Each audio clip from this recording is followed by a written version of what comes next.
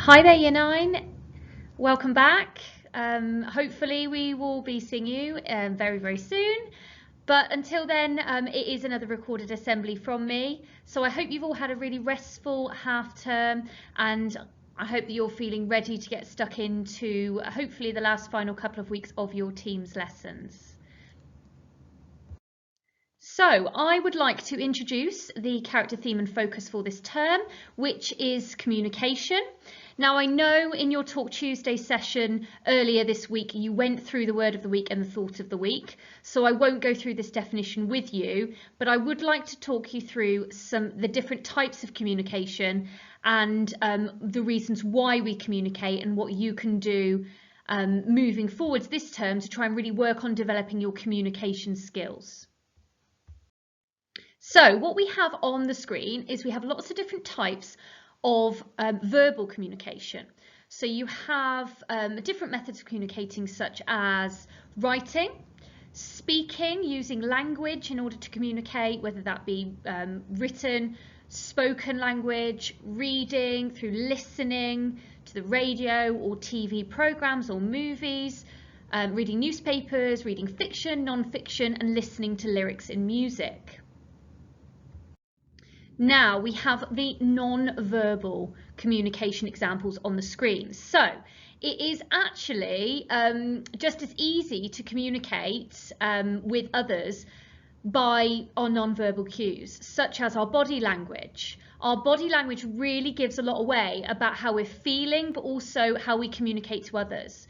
So if we cross our arms, that suggests we're not really interested in what is being said. If we're smiling and our arms are open, we look like we're welcoming, we look like we're interested in what someone is saying, and we're willing to engage in some form of communication and conversation with that other person.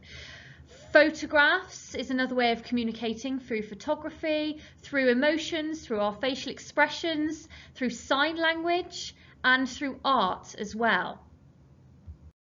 So first reason why we actually communicate using verbal and non-verbal examples is to request certain things. So we communicate in order to make choices, to tell others how we feel.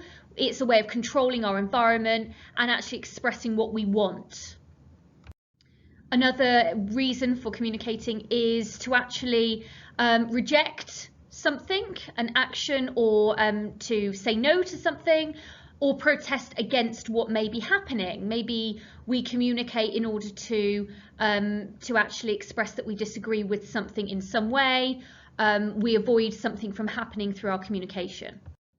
Another really common way of communicating, a reason why we communicate, is social connection, to gain attention, having that feeling of interaction with others, whether that be in terms of friendships, in terms of communicating with family, sharing emotions, sharing stories, expressing how we feel. And the fourth reason is sharing information, opinions, debating, commenting, demonstrating you're noticing other people, answering questions. And that's all linked into learning as well about our environment, as well as learning to communicate. So what I would like you to take from this assembly, we've talked about the different methods of communication, we've talked about the reasons why we communicate. We all communicate in our own unique way, but we have commonalities as human beings. And animals also do communicate in many different ways, which is really fascinating if you are interested in communication, to actually look into animal behaviour in a little bit more detail. What I would like you to take from this assembly then is I'd like you to take some tips as to how to improve your communication skills.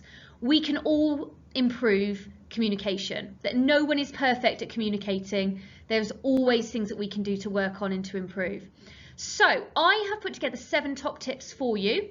I'd like you also to talk through, to reflect and think, actually, is that something that does apply to me? Am I quite good at this?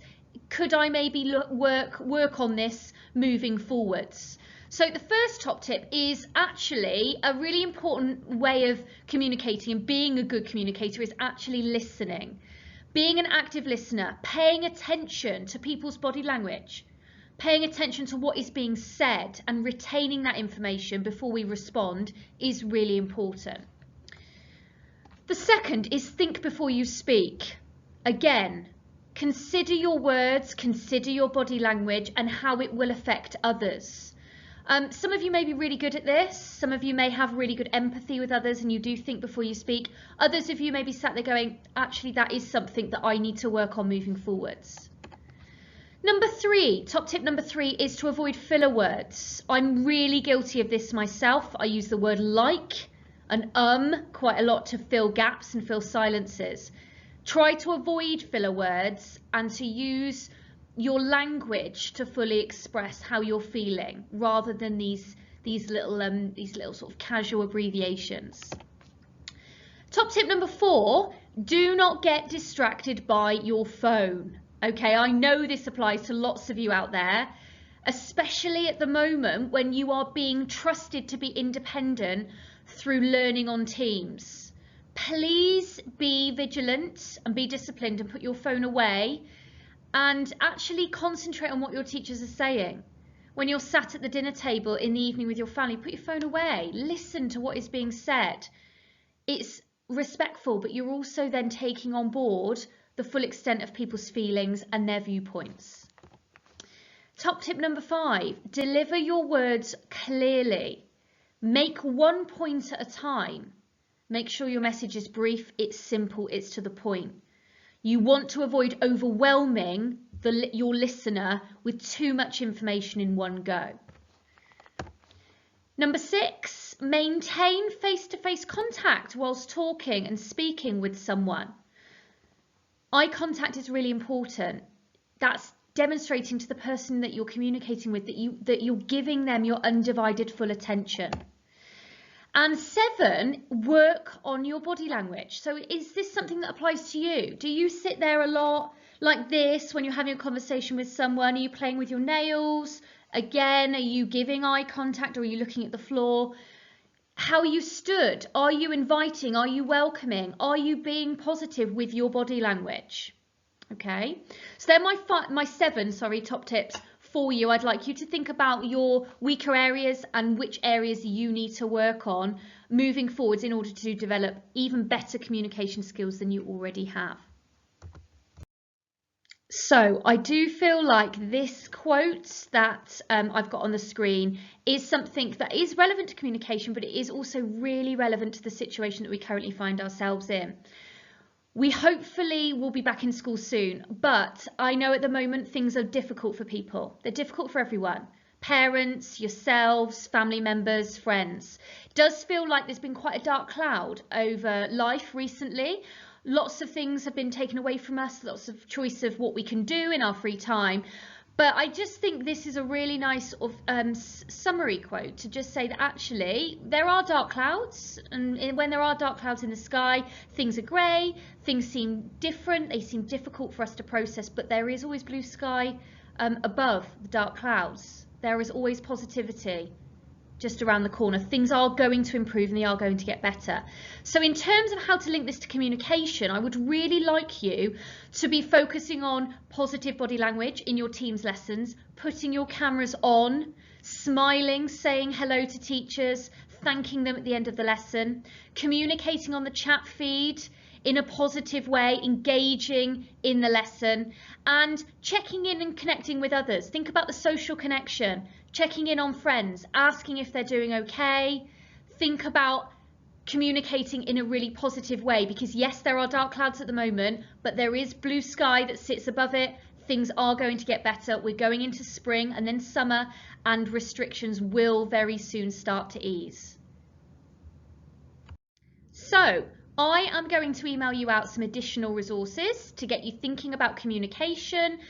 For those of you that are interested in looking into this in a bit more detail, how do animals communicate with each other?